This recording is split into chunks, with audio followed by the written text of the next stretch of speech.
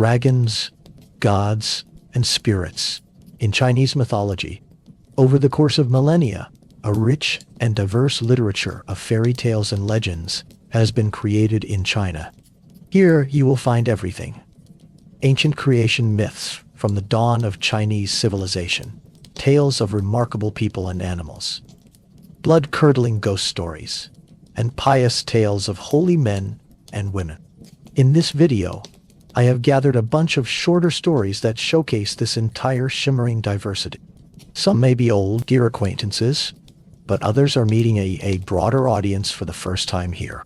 The sources are approved by Chinese scholars, and the aim is to allow the public to become acquainted with this fascinating treasure of stories. The Chinese world. Landscape and climate. The Chinese Empire is approximately as large as Europe, and at least as varied in its nature and climate. In the north, the barren plains of the Yellow River stretch out with cold, dry winters and hot, humid summers. About a 2-day train journey to the south, the climate is tropical. High mountains are found in the western part of the country, reaching up toward the Tibetan Plateau.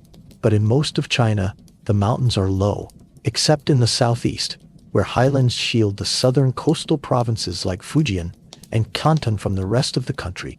China's 2 great rivers rise in the western highlands, flow eastward, and water China's vast plains before eventually emptying into the Yellow Sea and the East China Sea. The cradle of civilization. The oldest Chinese culture was founded in the northern part of present-day China, primarily in the area around the Yellow River, and extended north to the plains and south, all the way to the Yangtze River. This was the land from which the oldest mythology stems, the homeland of the first people created by the gods. Historical continuity.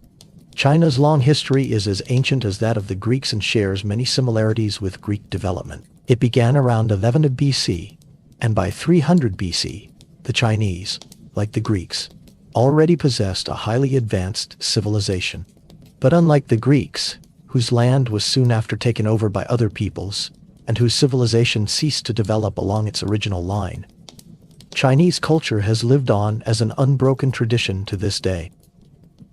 Cultural influence and Buddhism. Naturally, China also suffered from invasions and conquerors. But the culture of the foreigners was always more primitive than the Chinese, and it almost always ended with them being absorbed by Chinese culture. Until modern times, Indian culture was the only equal civilization that the Chinese came into contact with. The 2 cultures met peacefully through trade and intellectual contact. For China, this meeting was of great significance, not least because it brought with it a new religion, Buddhism. Early beliefs. Before Buddhism, Chinese religion resembled that of the ancient Greeks, with many different gods representing various aspects of nature, and with dogmas that attempted to explain the mysteries of the universe in human terms. Educated people, even if they were aware of the possibility that there could be some higher, supernatural power, were not religious and in a traditional sense, and worshipped no deity. Instead, they lived their lives in accordance with a moral code that had developed from human principles. The philosophy that was most prominent and which dominated China for thousands of years was Confucianism. It is named after its founder, Master Kongzi, or Kongfu, according to the Roman spelling Confucius. Confucianism was mainly concerned with human relations and taught a practical order for people to live in harmony with each other.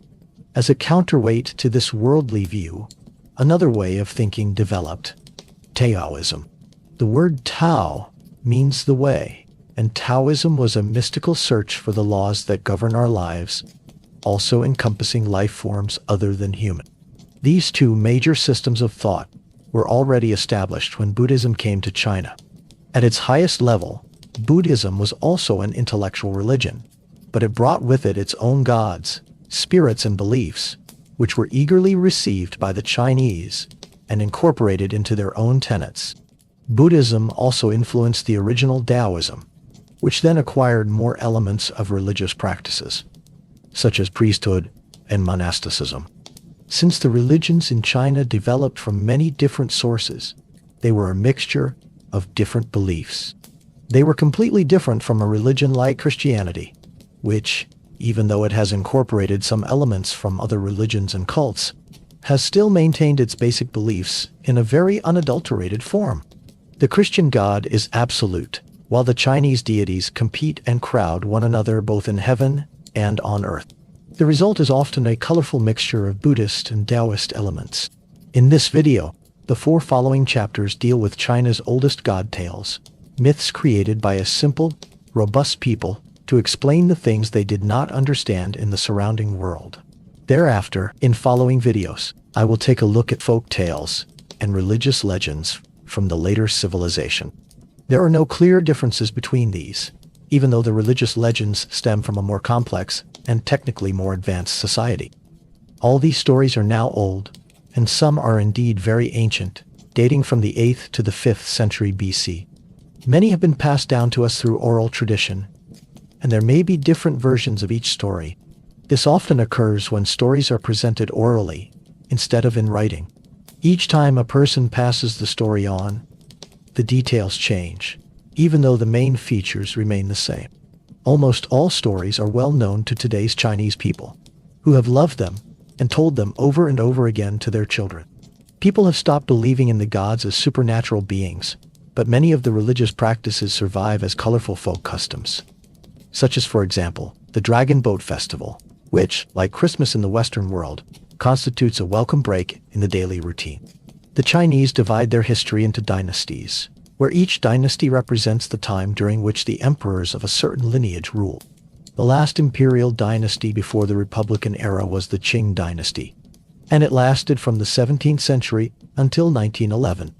The Tang dynasty, which is often mentioned in these stories, lasted from the 7th century to the 10th century, and it was one of the liveliest and most flourishing periods in Chinese history. Even though the Chinese language has changed radically through the centuries, the Chinese characters, that is to say, the Chinese written language, have remained the same since approximately the 3rd century BC, when the first Qin emperor, the first powerful Chinese despot, is said to have standardized the written language. We no longer know how ancient Chinese people pronounce the characters, but nowadays, according to the normal Chinese way of speaking, which is also called Mandarin, each character is pronounced as a single syllable, where 1 or 2 syllables constitute a word. Chinese surnames almost always consist of 1 syllable, such as, for example, Zhang or Li. Gods from the beginning of time. In the beginning of time, the world was a dark chaos, a black mass of nothing. Heaven and earth were not separated, nor were night and day. The sun, the moon, and all the stars were not yet created. It is almost impossible for the human brain to imagine a situation where nothing exists. And to make this unimaginable time and place more real, some imagined it as a large egg. In this dark, egg-like mass, the universe's first living being was born. His name was Pangu. Pangu grew in an all-encompassing darkness, and he was immersed in sleep for several thousand years. When he finally woke up, he had grown into a giant, and when he noticed that he lived in chaos, he decided to create order. He took a heavy axe, but we have no idea where he got it from, and with a mighty blow, he split the egg in 2 parts. The lighter components in the egg streamed upward to form the sky. The heavier elements sank downward and formed the earth. When the elements were separated by the force of Pangu's blow, he became afraid they would flow back together. So with his hands he pushed the sky further upward, while he stepped hard on the earth to keep it separate from the sky. He was so strong that he pushed the sky 1 zhang, about 3 meters, higher up for every day that passed. As the sky drew higher and higher upward, Pangu became longer and longer, until he finally stood like a pillar and held up the vault of heaven. For eons he stood in this way until heaven and earth, each in their own way, took solid form, and there was no longer any risk that they would close together again and return to the dark chaos from which they had arisen. When Pangu had completed his task, he felt that now he could lie down to rest a bit. But many thousands of years had passed since he first had started growing inside the primordial egg, and now he was so old, both in body and soul, that his sleep became deeper and deeper, and he slowly slipped into death. But Pangu did not return to the darkness from which he had come. When he died, his body was transformed and became the world we have today. His breath became wind and clouds. His voice became the thunder. His left eye was transformed into the sun, and the right became the moon. His body and limbs became mountain ranges, and his blood became running rivers. Every piece of his body became a part of nature. The hair on his body became trees and flowers. The insects that lived on his skin became mammals and fish. And the skeleton was transformed into various kinds of precious stones and minerals. Even his sweat was transformed into dew. Thus the giant Pangu, the first living creature in the universe, created the world we have today, and gave all he had to the benefit of the earth and the humans who would soon come to inhabit it. As far as heaven and earth are concerned, they remained separated, even though some people later believed that the high mountains created from Pangu's body served as pillars to support the blue vault of heaven. Although the universe had now taken shape and was complete with sun, moon, mountains, rivers, plants, and animals, there were still no humans. The earth was inhabited in these ancient times by gods, giants, and other wondrous creatures. The most significant of the gods was the mother goddess Nüwa, who was the creator and the one who brought order to the world. The upper part of her body had a human shape, with a human face and human arms, but the lower part of the body was shaped like a dragon. She could also change shape and appeared in many different forms.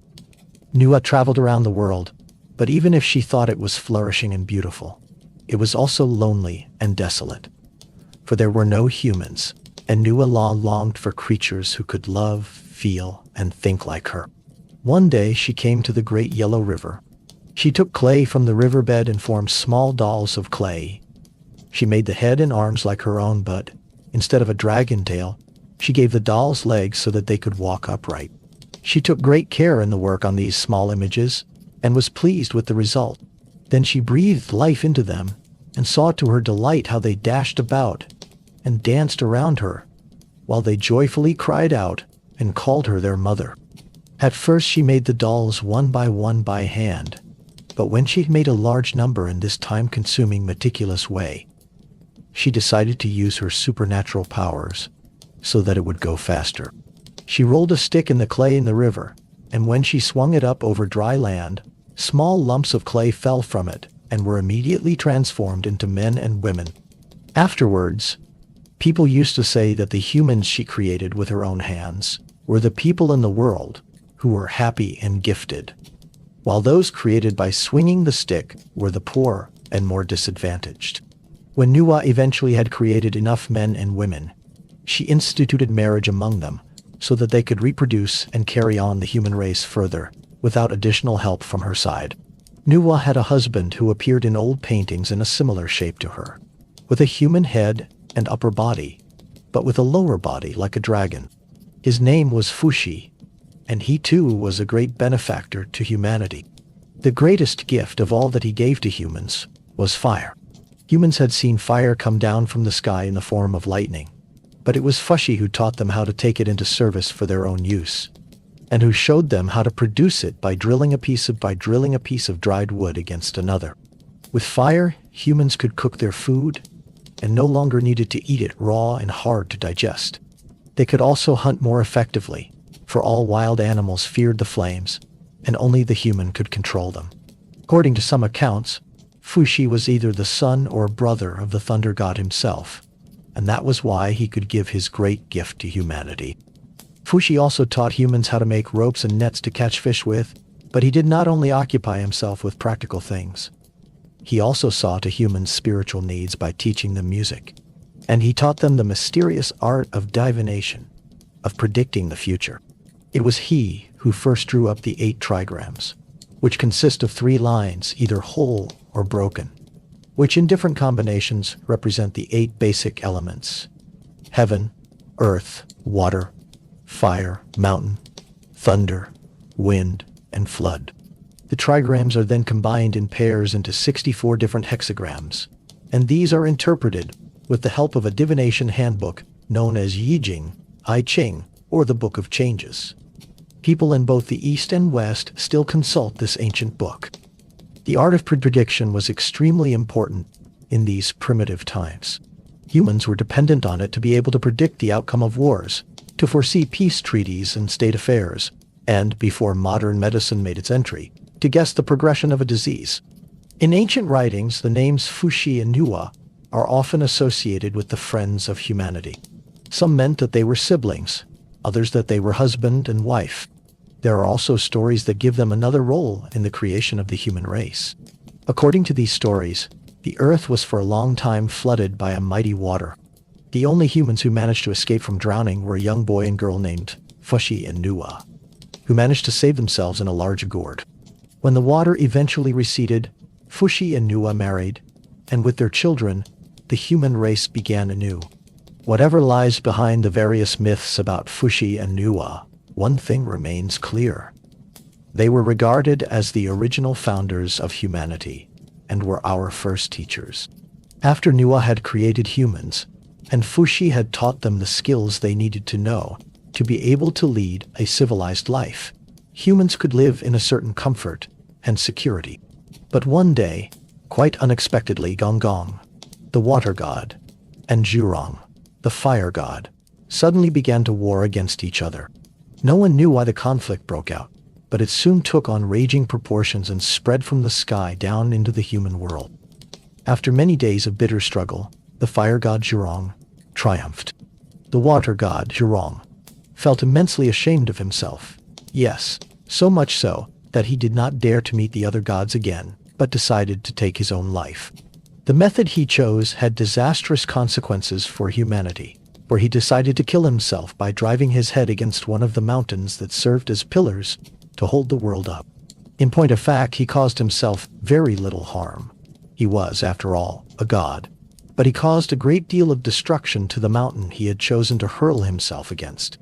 The mighty peak of jagged stone tumbled down all around him and crushed one corner of the world, at the same time as the piece of the sky that the mountain had supported fell away and left behind a large hole in the blue sky. Enormous cracks gaped in the shattered earth. From some of them, flaming tongues of fire welled up, while from others, water gushed from unknown depths, flooding large land areas and turning them into sea. Thousands of people drowned. Thousands more watched helplessly as the tongues of fire swallowed their houses and harvests. Nüwa, the creator and bringer of order, could not just passively watch this terrible destruction and see how her children were turned into refugees. As soon as she could, she began to repair the damages. From the riverbeds of the Yellow River and the Yangtze Kiang, she carefully selected small stones in the 5 primary colors. These she melted in a heavenly furnace and repaired the sky with them, so that it once again became a whole, rounded vault. To ensure that the heavens would never fall down again, she took one of the large immortal tortoises, cut off its 4 legs, and set them up as extra support pillars in the 4 cardinal directions. She burned reeds that grew by the river, and with the ash she filled in the large cracks that had opened in the earth, and she forced back the masses of water that flooded the land. According to some sources, she manufactured an instrument of reed pipes to help humans forget their terrible experience. 13 different long reed pipes were tied together in the shape of a bird's tail, and thus formed a sort of pan flute. When one blew into the pipes, they gave off a pure and very musical tone. But there was one thing that even Nüwa could not do anything about. When the mountain pillar fell, it landed across the country's northeastern corner. And ever since then, this part is lower than the rest of the country. That is why all rivers and waterways in China tend to flow toward the east and discharge their water into the Great Sea that was formed in the hollowed-out eastern part of the country. If one looks at a map of China, one sees that all major rivers even today flow eastward toward the sea. The Islands of Bliss. When the first humans discovered that all of China's rivers and waterways emptied into the Great Sea in the east, they began to worry that it would one day be overfilled and that the water would flood the land. If that happened, they did not know how long it would last, but it would mean a new catastrophe for humanity. But there was no reason to worry. Far to the east in the sea, no one knows exactly how far, there was a great abyss. This abyss was so deep that it could without exaggeration be considered bottomless, and so vast that it could never be filled. Into this abyss flowed all the water from the sea, and not even all of China's waterways, releasing their powerful spring floods into the sea, filled the abyss completely. The water surface inside the abyss formed another sea, where there once were 5 quite large islands, and in the middle of each was a mountain. These were the Paradise Islands, which were populated by gods and immortals who lived in palaces of gold with pillars of white jade. The birds that circled around them were either the whitest white, or they had the most brilliant, shimmering plumage imaginable. The trees, which bowed down, bore both real pearls and edible fruits in all exquisite flavors, which granted immortality to all who ate of them. The inhabitants of these islands lived a happy, carefree life. The only thing that now and then worried them was that, however wonderful the islands were, they had one drawback. The islands were namely floating, and not fixed to the seabed, but drove around in the great abyss, and stopped now here, now there, while they changed places with each other, and in general felt quite unstable. The Immortals, who began to tire of this wandering existence, went to speak with the supreme heaven god Tiandi, whose name means ruler of the heavens, and asked that the islands for their safety might be properly anchored. The god understood their problem, and even if not even he could anchor the islands in an abyss that had no bottom, he came up with a way to help them. 15 giant sea turtles were chosen to carry the 5 islands on their backs and swim around with them in the sea. The sea turtles were extremely slow and steady in their movements, and one could rely on them not to cause any trouble for the islanders. Everyone was very pleased with the new arrangement, and life continued its usual course. Then a terrible catastrophe occurred. A giant, who was not particularly intelligent, decided without any real reason to go out and fish. He sat down on a large rock, furthest out on the coast, and cast his long fishing line far out over the waves, far away beyond the horizon where the sea meets the sky. The line was heavy when he hauled it in, and when the end became visible above the horizon, he saw 2 large sea turtles lying there and sprawling up and down, and the islands they carried on their backs were completely and utterly underwater. Pleased with his catch, the giant hauled the sea turtles straight up out of the sea and took them home with him to have a feast. The inhabitants of the 2 drowned islands were naturally very shocked when their whole world literally turned upside down, and their beautiful homes were destroyed. Together they went to heaven to present their bitter complaint to the supreme god, Tiandi. Supreme God Tiandi listened sympathetically. "Your situation is naturally very difficult," he said at last. "For as long as there are giants of this size in the world, the same thing can very well happen again. There is only one way if one wants to ensure that you all shall be safe, and that is that the giants become smaller. As for the other 3 islands, I can promise you that they will remain unharmed." From that time, the giants became significantly smaller and no longer posed any threat to the islanders. Just as Tiandi had promised, the remaining islands remained safely carried on the sea turtles' backs, and they were completely stable and safe to live on. They are named Penglai, Pangu, and Yingzhou. And since those ancient times, one has heard talk of them as a place of refuge for immortals and other unusual men and women, who there can find peace away from the chaos of the human world. Kuafu chases the sun. One of the giants who lived at the beginning of time was a man named Kuafu. Kuafu was an enormously tall and impressive person, but like many other giants, he was not particularly intelligent. He loved to see the sun rise in the east every morning and sink behind the horizon in the west in the evenings. And he said to himself, "I loathe the darkness. Where does the sun go in the west? Where does it hide until the next morning? If I could hold the sun fast in my sky, I would never have to live in darkness." He pondered for a while. Then he said, "I know. I shall chase the sun and catch it so that I can enjoy its light all the time, both night and day." Kuafu began his sun hunt on the plains of northern China. Because he was a giant, he had very long legs, and in a single day, he ran in over 1,800 miles. Toward evening, he was right at the place where the sun rested during the night. In exuberant joy that he would succeed, he stretched out his hands to grab the glowing fireball.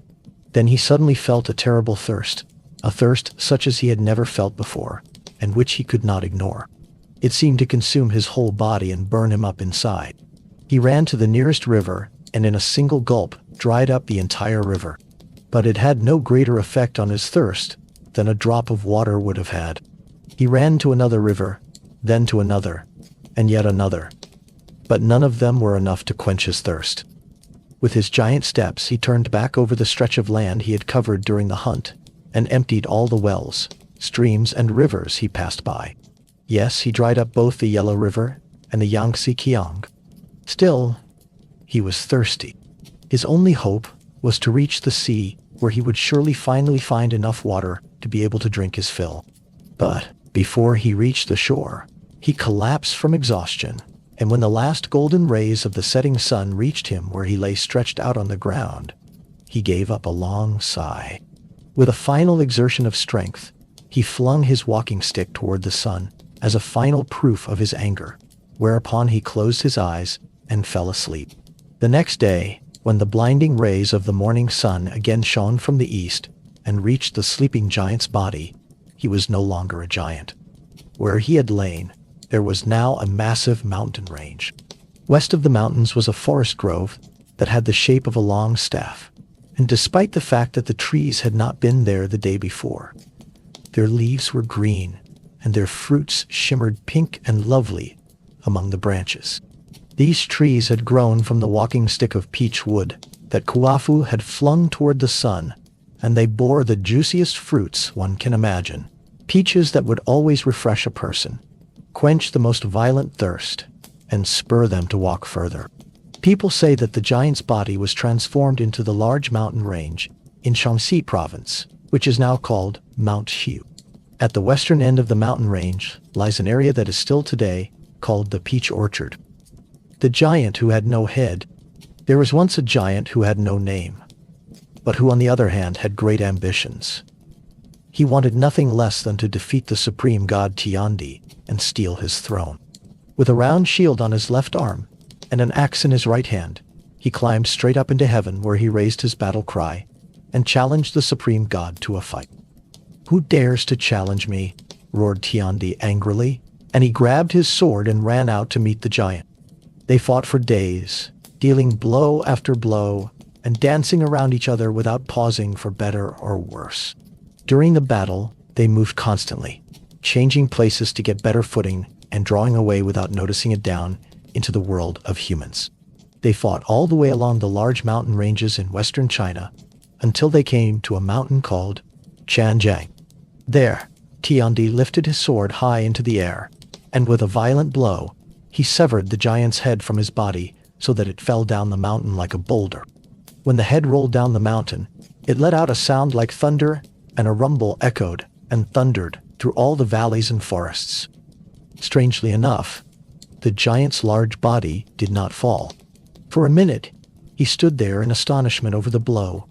Then in panic he took his axe in his left hand instead, and bent down to search for his head on the ground.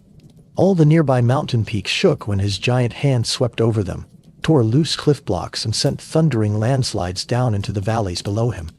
Trees snapped, and a cloud of wood splinters, pebbles and earth whirled high up into the air and darkened the sun. The high god Tiandi watched it all from a distance, afraid that the giant would find his head, put it back in place, and take up the fight again. Quickly, he grabbed his sword and chopped a cleft in the mountain wall near the place where the head had finally ended up lying. The large head rolled into the cleft, and with a dull sound, the mountain closed again.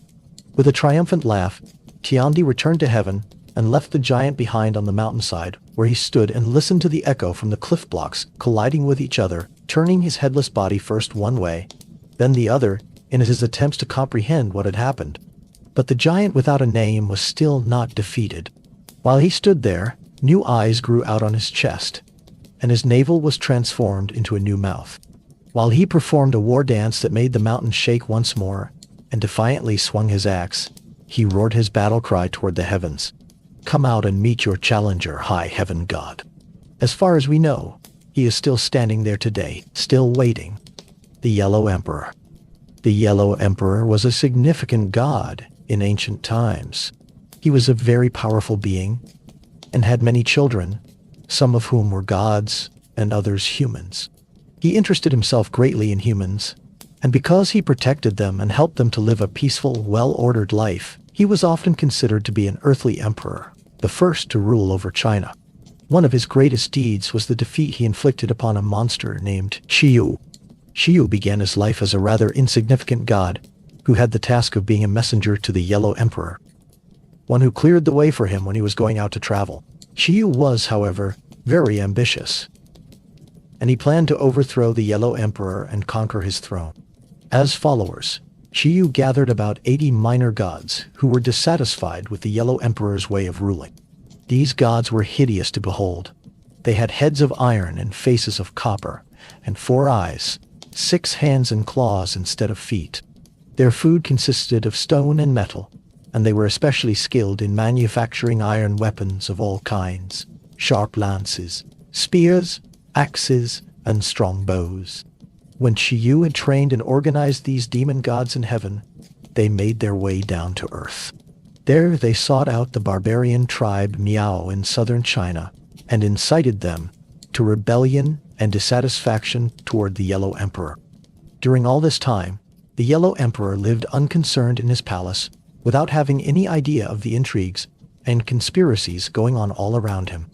Therefore, it came as a shock when Qiyu suddenly went to the attack with his terrifying army of copper-faced demons. In the beginning, the Yellow Emperor tried to talk Qiyu to reason, but Qiyu was far too consumed by his ambition and refused to listen. The battle broke out in full earnest. Swords and armor clattered and rattled, and the peaceful countryside was filled with battle cries. Qiyu was determined to win at any cost, and when the battle was at its fiercest, he used his magical powers for help and enveloped the Yellow Emperor's army in a thick fog. The Yellow Emperor tried to gather his men and break out of the cloud that enveloped them, but it was futile. No matter how they tried, they just walked around in circles while the treacherous fog swirled around them. Just as they were about to give up, one of the Yellow Emperor's ministers, who fought together with him in the Imperial War Chariot, had an idea. If only we could see the stars through this cloud, we would easily know where we were.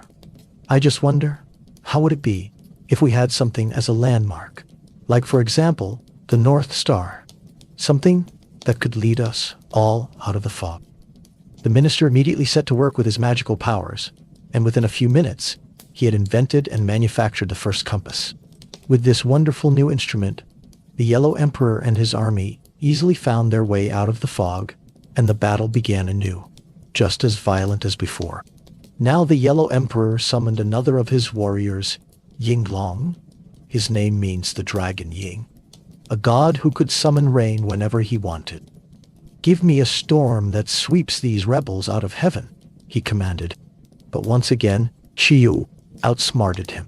Before Yinglong had even managed to begin his magical arts, Qiyu summoned a torrential rain that struck down the Yellow Emperor's entire army. But still, the Yellow Emperor was not defeated. He sent for one of his daughters, a goddess who was always burning hot, and she came and dried up the heat from her glowing body, stopped the rain, and left only small steaming puddles of water that quickly evaporated. The army was saved, but the Yellow Emperor's daughter had completely exhausted her strength and could no longer remain in heaven. On earth, no one wanted her either, for wherever she went, she dried up the rivers, the wells, and the fields, and humans hunted her from village to village. She became a feared and hated and outcast creature. Yinglong the Rainmaker could not remain in heaven either, for he had been defeated by a superior power and had lost his prestige. He too remained on Earth, where he became king in southern China. Even today, southern China is often hit by his reign. The Yellow Emperor now seemed to be on his way to winning the war, but his army was exhausted and the fighting spirit very low. Qiyu still posed a threat, and the Yellow Emperor knew he had to come up with something to cheer up his soldiers. After thinking carefully about the matter, he realized that he needed a war drum that sounded higher and stronger than any they had heard before. a drum that could truly instill courage in his army and terror in his enemies. In the Eastern Sea lived a monster named Kuafu, a strange creature that was like a one-footed ox. It spent its life floating around in the sea in the company of storms, and when it opened its large mouth, it spat out lightning and rumbled like thunder itself. "From this Kuafu I shall make my drum," said the Yellow Emperor, and he sent out his strongest warriors to catch and kill the monster. A drum was manufactured from its skin, but despite the men hammering on it with their fists, the sound was not loud enough to please the Yellow Emperor. Then he came to think of the Thunder God. Without hesitating so much as a minute, he ordered that the Thunder God should be killed, removed his thigh bones, and gave them to the first drummer. Finally, the large drum rumbled. The Yellow Emperor's forces marched out to battle, and the copper-faced demons were driven to flight. The war was over in heaven, but the Miao tribes on earth were still in revolt. But it did not take long before the Yellow Emperor had manned them, and simultaneously captured Chiyo, and bound him with handcuffs and chains. Since Chiyo still refused to surrender, and the Yellow Emperor saw no other choice than to execute him, Chiyo put up such violent resistance that the shackles around his wrists became blood-stained from his blood. And when Chiyo had been killed, the Yellow Emperor threw the handcuffs into the wilderness.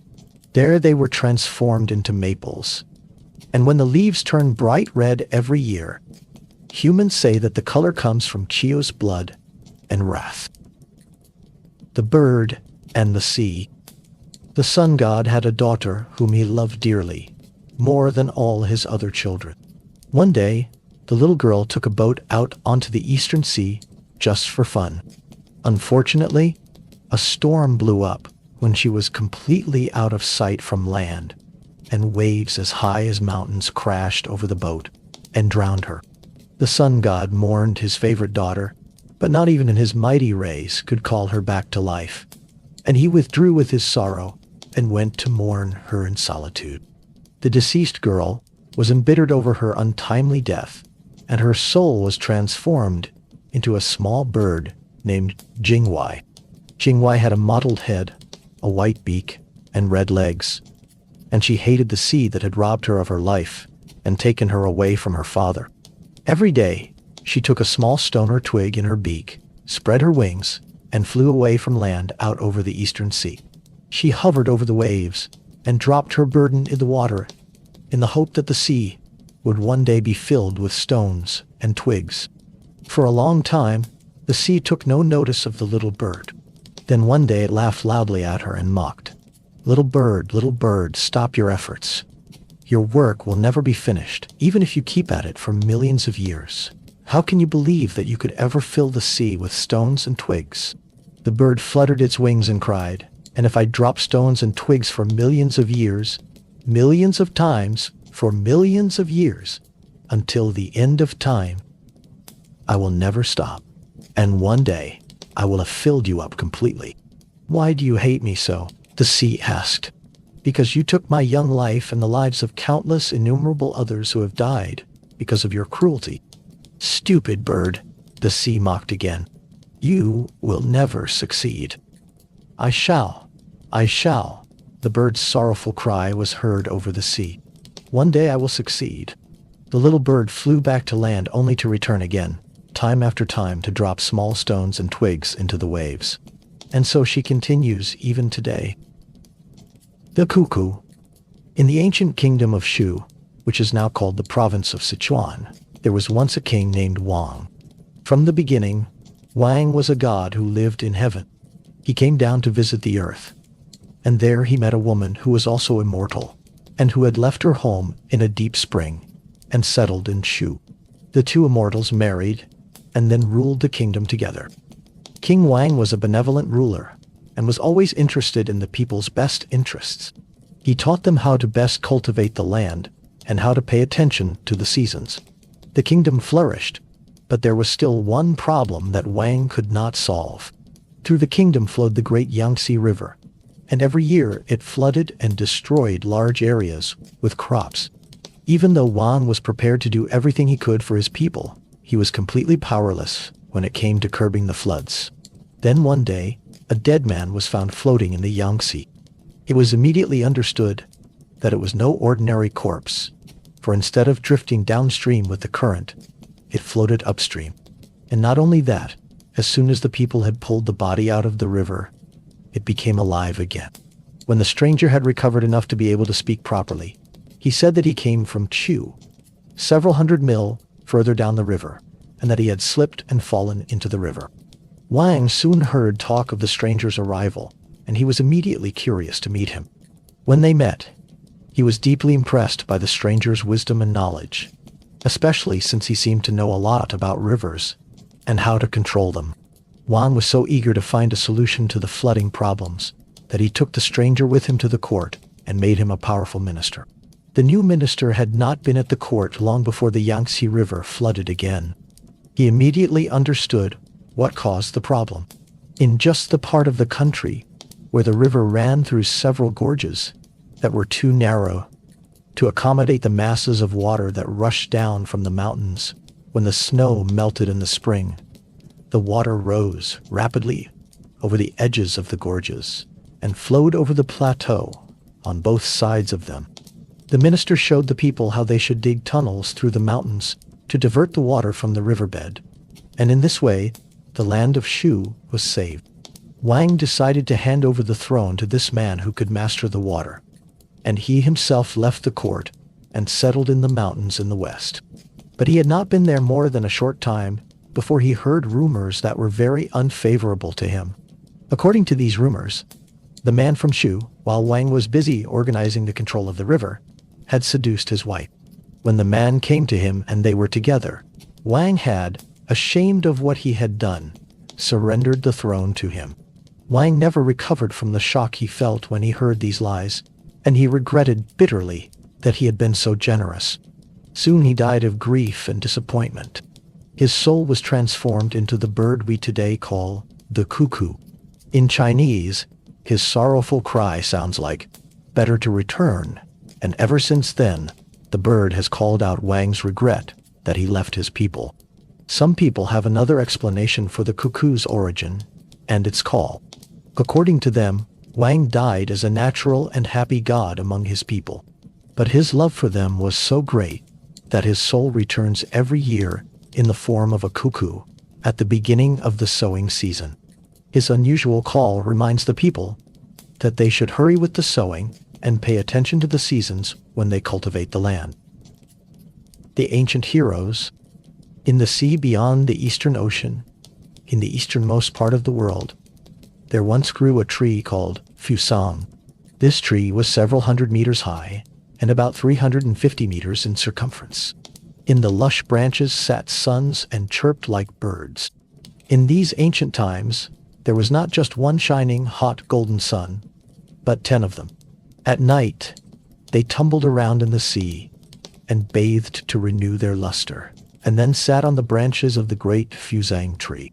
They took turns circling around the earth and shining down on humanity, so people on earth believed there was only a single sun that gave them light and warmth. They knew nothing of the other 9 in the earth's eastern corner, who made the sea they bathed in scalding hot. These 10 sons were the children of the god of the east, Dijun, and his wife Shiho, the sun goddess. One day, the 10 brothers, who were not particularly obedient to their parents, rose up into the sky simultaneously instead of doing as they usually did.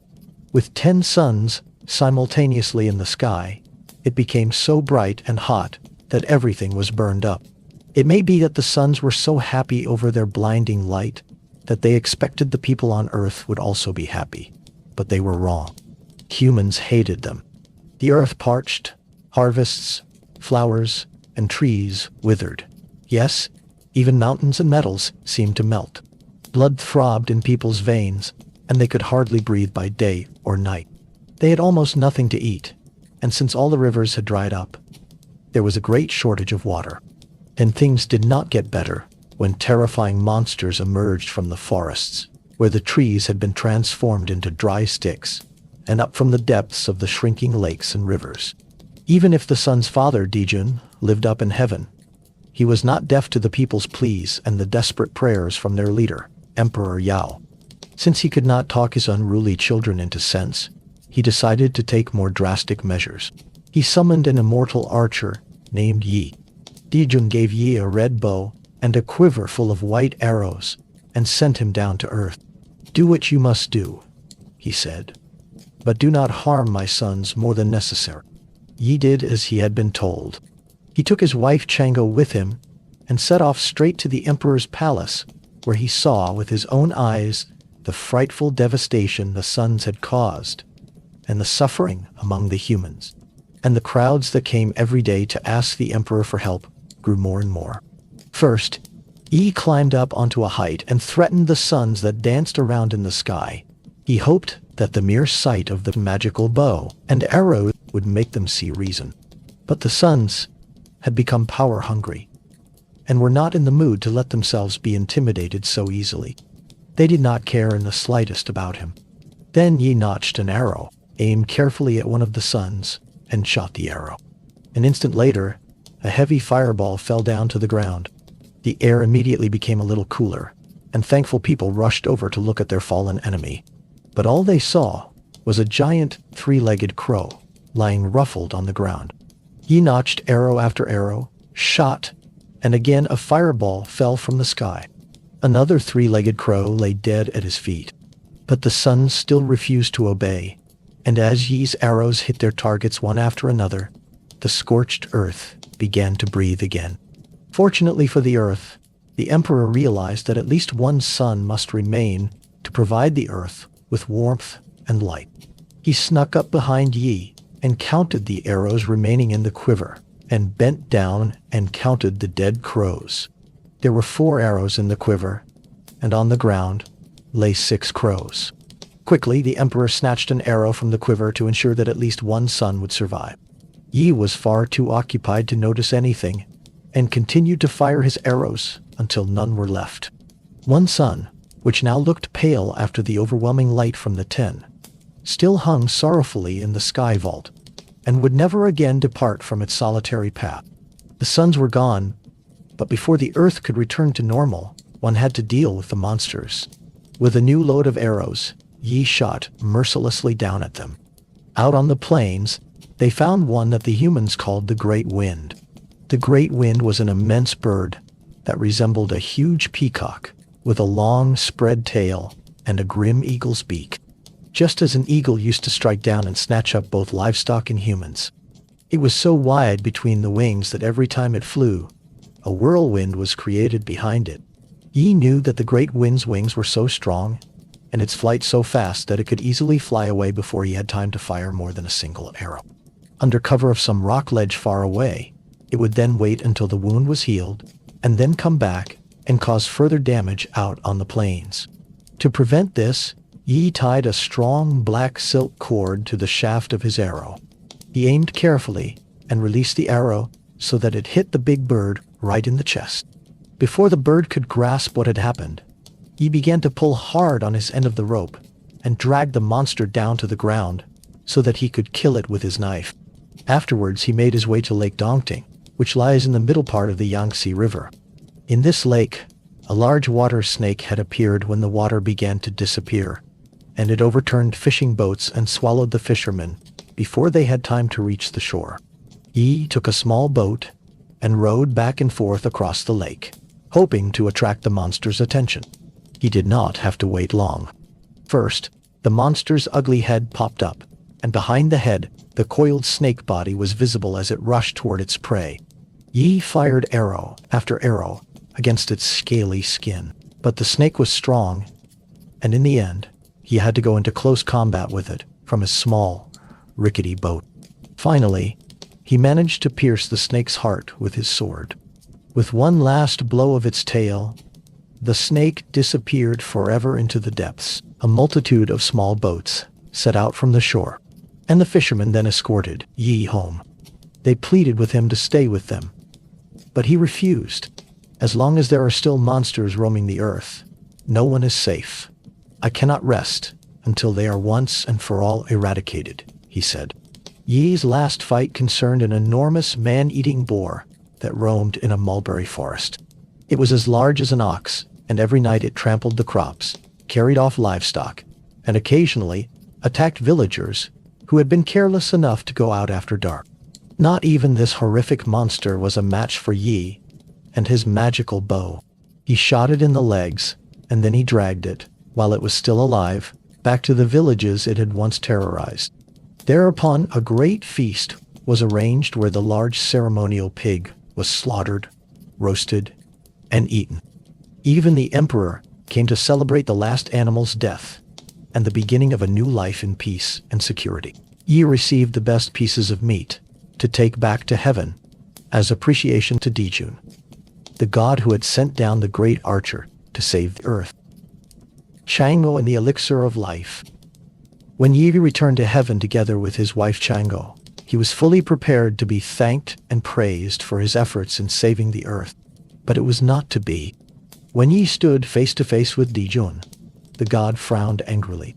"It is true that you have served humanity well, but do not count on me thanking you for it. You have killed my sons. I cannot think of them without mourning, and as soon as I see you, I am reminded even more of what I have lost. I simply cannot bear to have you in my vicinity. You and your wife must go and live among the humans you have served so well, and never again return to heaven." In vain, he tried to point out that it was not he who was responsible for the Sun children's disobedient behavior, that he had only carried out the god's own orders. Dijun was immovable.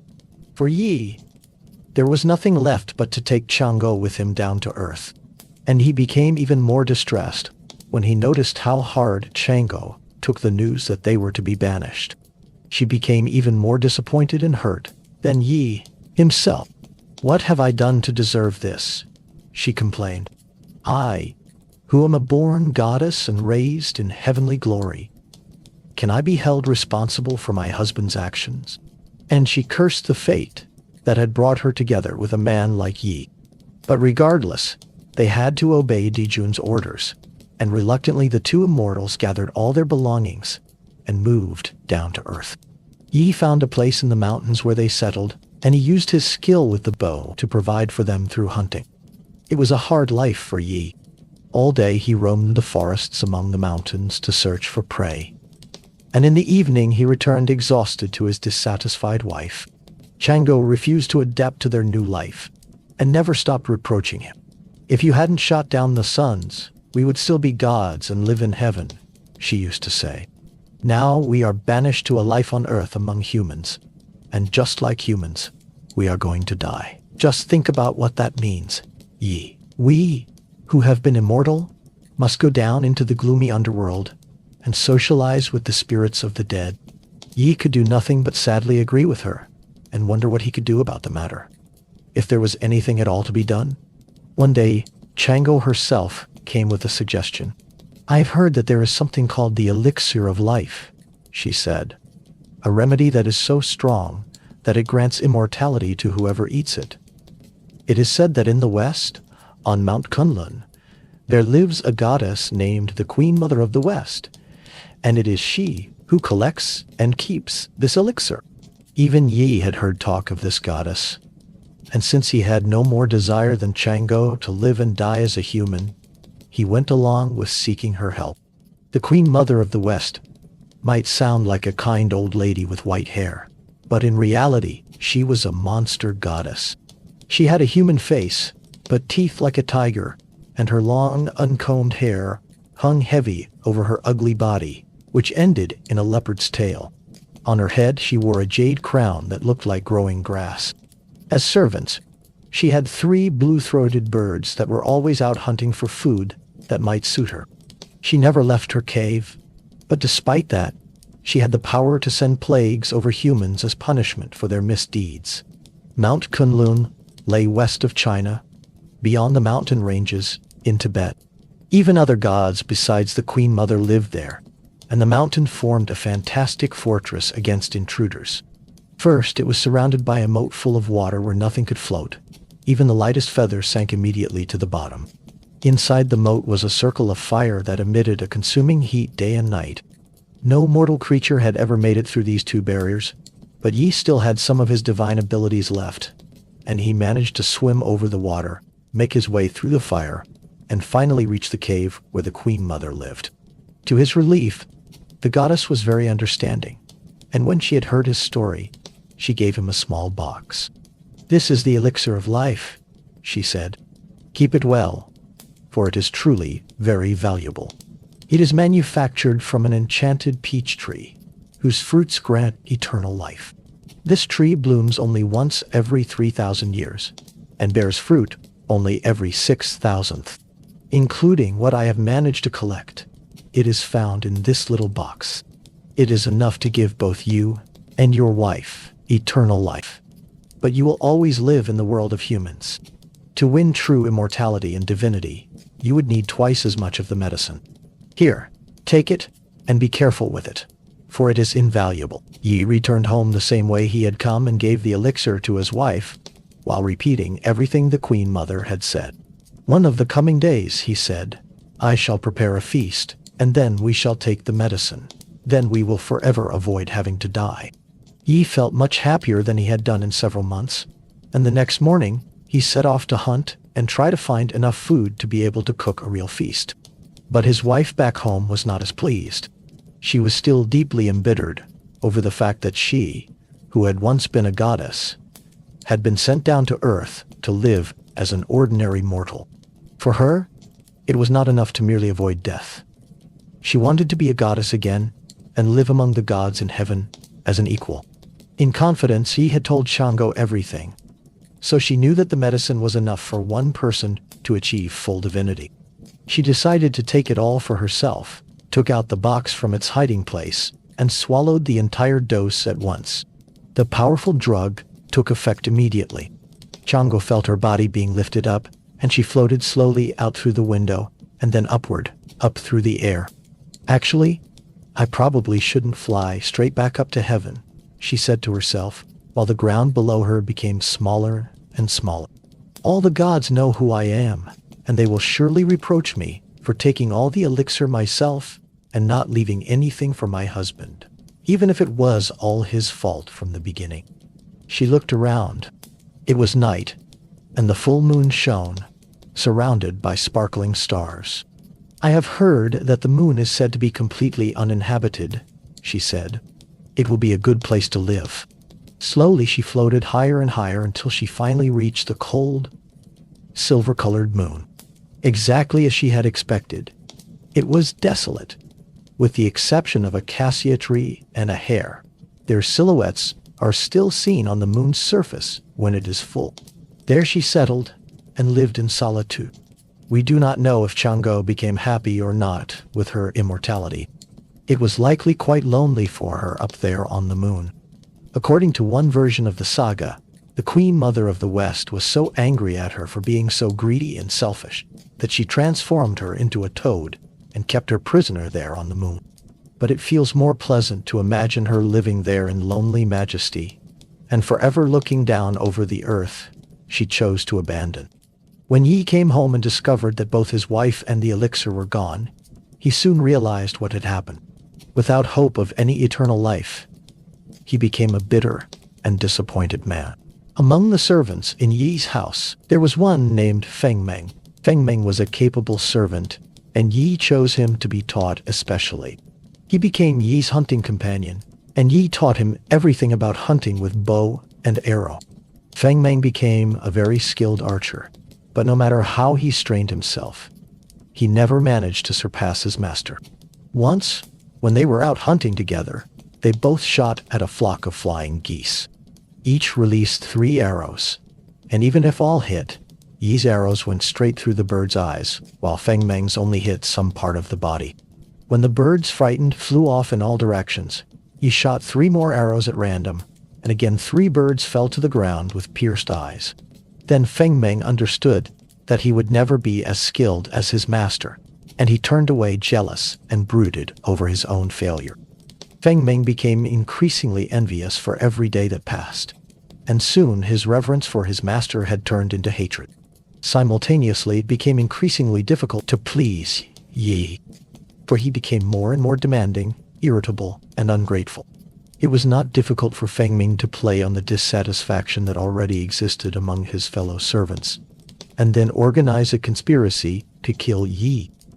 One beautiful morning when Yi was out hunting, his servants lay in ambush.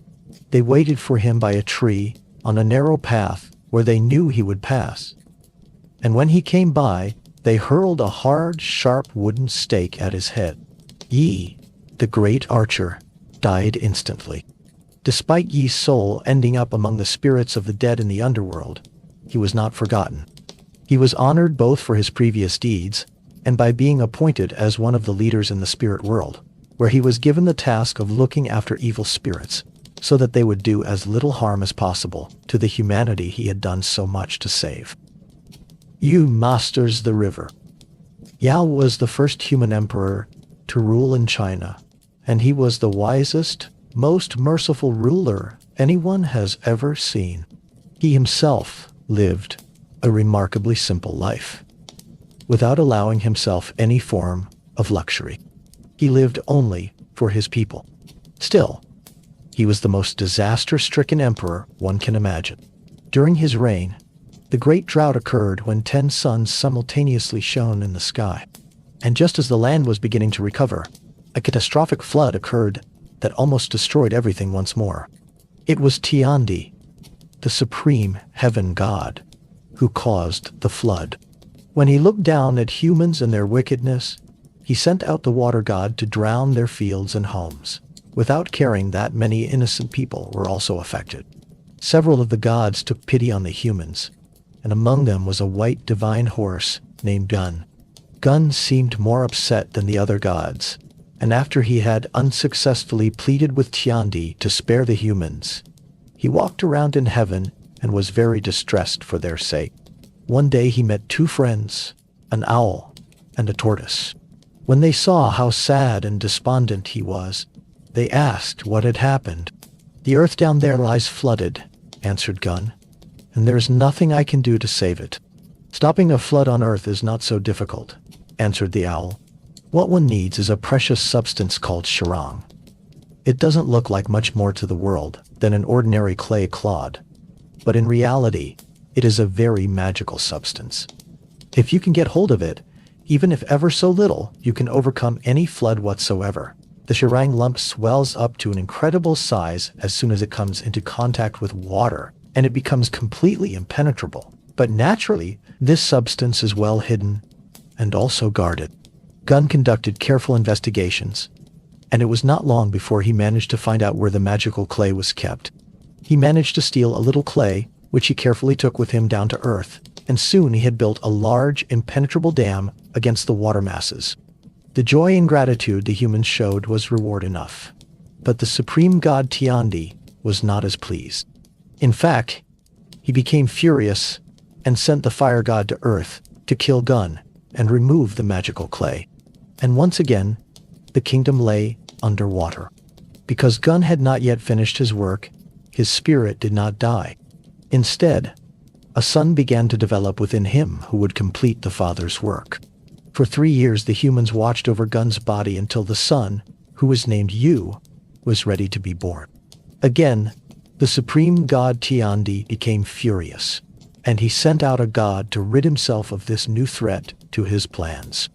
With his sword, the god dealt a blow to Gun's body, but instead of killing the child, he released it. And in the form of a great dragon, Yu made his entrance into the world. The dragon's dramatic birth and the determination that had created him made Tiandi's heart soften, and he agreed to let him stop the flooding. Yu had no easy task ahead of him, for the water god, Gonggong, who had been given free rein in the land, did not want to let himself be defeated without a fight. But Yu took up the battle and succeeded in defeating him. Then he gave all the humans a bit of the magical clay so they could build a dam against the water masses. But Yu knew that this was only a temporary solution to the problem. So he set the people to work on creating a path for the water, so it could be led out into the sea without doing any damage. Therefore, he transformed himself into a dragon again and plowed a deep channel with his tail, and then showed the humans how they should dig one more deep canal. Flood water that flowed through these canals and emptied into the sea gradually became China's great rivers. Yu managed to become 30 years old before he had time to take a break from his work and start thinking about marriage. Since he did not know how he would find a suitable wife, he waited for a sign from the gods, and soon it came in the form of a white fox with 9 tails. The fox led him to a girl who lived on the nearby mountain to Shun. A marriage contract was drawn up, and Yu and his new wife began a happy life together. But Yu's wife had never been allowed to know that her husband was a god. And a few months later, when she was expecting their first child, this ignorance became the cause of a tragic accident. Yu was still fully occupied with getting the water under control, and one day, he transformed himself into a bear to be able to dig a water tunnel through a hill. His wife caught sight of him when he was a bear and ran terrified from there. When he followed her to explain, she ran only faster and faster until she finally collapsed and was transformed into a stone. The despairing Yu rushed to the stone, pounded on it and cried, "Give me my son!" The stone burst, and so Yu's son Qi was born. With his son's help, Yu continued his work of damming the water and exterminating the monsters that had appeared when the land was flooded. When he became old, he was proclaimed emperor after Yao, and ruled his country with a wise and clever hand until his death. The abandoned child on the ice. During Yao's reign, China's land gradually recovered from the periods of drought and flooding, and people's lives began to return to normal. It was at this time that Huji was born. He was one of those who shaped Chinese philosophy of life. Huji's mother was named Jiangyuan, but no one knew who his father was. One day when Jiangyuan was on her way home along the path beside the river, she saw a row of enormous footprints, and she became both afraid and curious. She stepped, with her own small feet, into the first footprint and continued along the path, while hopping from one footprint to another. She little suspected that by walking in these footprints she had become pregnant. But eventually, Huji was born. Because Huji had no father, the mother's relatives were afraid of scandal, and as soon as the child was born, they snatched him from Jiangyuan's arms and threw him out on a narrow cattle path where cows and sheep were usually driven. They expected he would soon be trampled to death by the animals.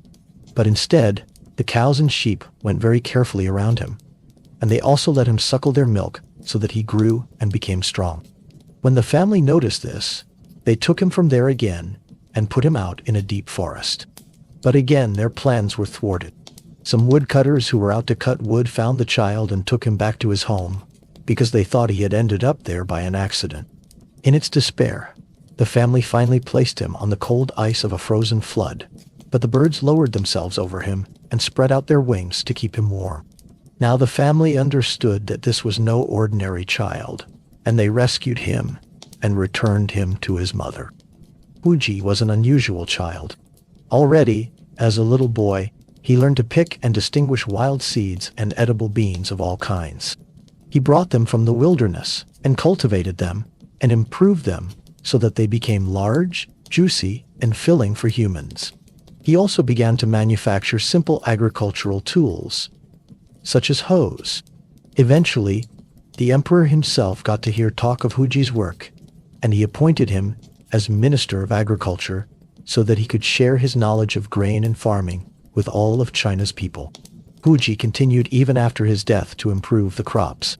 The part of the land where he was buried became unusually fertile, and the yields of the grain types he had cultivated became larger there than anywhere else in China. The wise Emperor Shun. While Huji grew up and taught the people to better cultivate the land, another boy was born. His name was Shun. Shortly after he was born, his mother died, and his father, who was blind, remarried. From this marriage, a boy named Xiang and a girl named Shi were born. It was not a happy home that Shun grew up in. The blind father was not only blind in his eyes, but also in his heart and head, for he adored his second wife and her children, but was completely indifferent to his eldest son. Shun's stepmother, who was a wicked and greedy woman, hated Shun and did everything to make life miserable for him. Her son Shang, whose face was disfigured by a giant nose, did the same. The only one who cared for him at all was his half-sister Shi. Life became more and more unbearable for Shun at his father's house. And finally, he ran away from home. Even if Shun's relatives did not set any value on him, he had a remarkable influence on all other people he met. Wherever he went, he was well received by the people, and in his presence, they forgot their disputes and began to cooperate more peacefully with each other. Emperor Yao soon heard talk of this unusual man and had him summoned to the court. Just as everyone else, he was very impressed by Shun. He was actually so pleased with him that he decided to one day leave the throne to him. To facilitate the whole thing, he gave Shun his 2 daughters as wives. When Shun's family heard talk of his success, they became immensely envious and hated him more than ever. Most envious of all was his brother Xiang, for he was himself in love with his 2 beautiful sisters-in-law. Together with the old blind father, they decided to kill Shun. One day, Xiang came to Shun and asked him to help repair the family's barn. Shun naturally said yes without suspecting anything. But Shun's wives, on the other hand, were not as trusting, and because they were afraid that something would happen to him, they pleaded with him not to go. When they failed to convince him, they gave him a multicolored cloak with a large bird image on it. "Wear this the whole time while you are at your father's," they said. "Then nothing will happen to you, whatever they have in mind." Shun climbed up a high ladder to inspect the barn roof, and just as he reached the roof ridge and was about to call down to them that he could not find anything wrong, Xiang pulled the ladder away so that he could not get down. Shun saw to his horror that Xiang and his father had set fire to the barn, and that the flames were coming closer and closer, while the dry timber crackled and burned. "Help me, someone!" cried Shun. But the small figures down there stood only passively and watched. Then suddenly, the multicolored cloak with the bird painting came to life, and a pair of starling-like, feathered wings spread out and lifted him toward the sky, and thus Shun was brought to safety. A few weeks later, Shun's evil stepbrother made a new attempt. He came to the palace and showered Shun with beautiful words and excuses, and this time asked for help to clean the bottom of the well. Again, Shun's wives tried to persuade him to stay home, and again they gave him a garment when he refused to listen to them.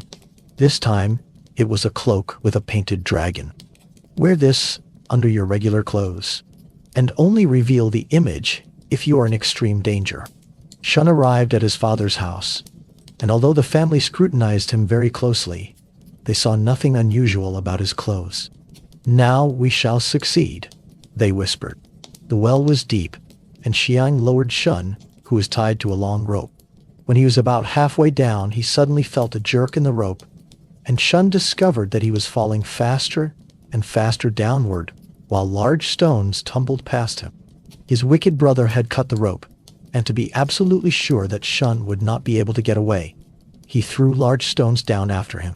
Shun managed to avoid the stones, and just before he reached the water surface, he was able to tear off his outer cloak so that the cape with the dragon pattern became visible. Instantly, Shun himself was transformed into a dragon, glided down into the water, and swam away via the underground springs that supplied the well with water, until he came up on land at another place and was safe. Xiang was still determined to kill Shun, and after some deliberation, he decided on a new attempt. He invited Shun to a family feast because his plan was that Shun would drink himself properly drunk on a specially prepared wine. Then, while he slept deeply, Xiang would kill him. As luck would have it, Shun's sister Shi heard about her brother's plans, and now she turned of her own accord to his wives for help.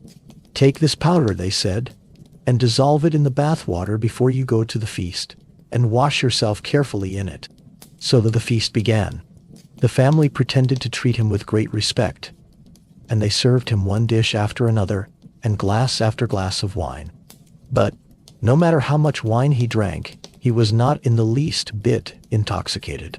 Finally, he rose from the table and left, leaving all the others completely dead drunk. Emperor Yao was very pleased with his son-in-law's character and ways, and he decided to hand over the throne to him at once so that he himself could enjoy a more worry-free old age. There was only one test left that he had to go through to show that he was worthy. And it was a test of bravery. Yao sent Shun into a deep mountain forest. In this dark, sinister forest, constant thunderstorms raged. Lightning flashed ominously between the thick trees, and the downpours caused unpredictable flooding and landslides. Shadow-like monsters lurked among the dark trunks, ready to attack any living creature that ventured into their domains. Shun did not let himself be frightened, but walked calmly through the forest, while avoiding the tangled undergrowth as if it were only grass, and without caring in the least about the threatening beasts. Now Shun had cleared the final test, and it was not long before he was proclaimed emperor. The new emperor did not forget his family, even though they had treated him so poorly. He gave his father an annual allowance, and when he noticed that the father regretted his previous outrages, he forgave him everything. He also forgave his long-suffering brother, but sent him away to rule a colony far to the south in the kingdom, where he would not be tempted by envious thoughts. Shun reigned for many long years, and as an old man went on a journey through the southern part of his kingdom. When his wives received the news of his death, they set off weeping to arrange his funeral. When they came to southern China, they passed through a dense bamboo grove, and their tears left dark spots on the growing bamboo stalks. Even today, one can see a kind of spotted bamboo growing in southern China, which shows traces of their tears. The two wives never reached their husband's funeral. When they came to the river Xiang, they tried to cross it in a small boat, but the wind whipped up a storm, and they both drowned. The gods took pity on them and transformed their souls into goddesses who watch over the river Xiang. One day, a few months after Shun's early funeral had taken place, a dark-skinned man was seen sacrificing at his grave. It was the brother Xiang, who had become dark from the tropical sun and was almost unrecognizable, if not for the large nose. While people stood there and watched him, he was transformed to their amazement into an elephant and then ambled away to plow the fields near the grave. The gods had decided that Xiang must atone for the evil he had shown Shun while he lived, and because of the long nose, they had chosen the elephant as the most suitable animal. And that's where I think I'll wrap up the episode for tonight. Next up is ancient Roman mythology. And after that, all we have left is Norse mythology. And then we have finished the first round of episodes. Then I'll probably circle back around to Egyptian mythology again. Hope to see you all there in the next one.